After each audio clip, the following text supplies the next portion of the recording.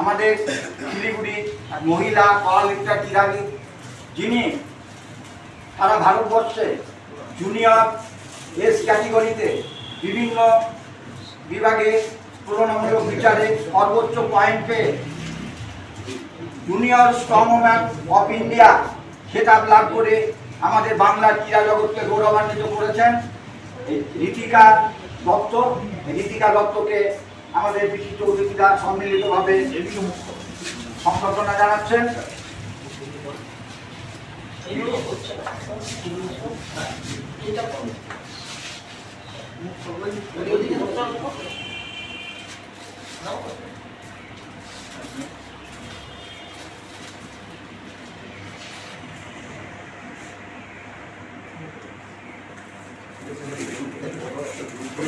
junior strongman of India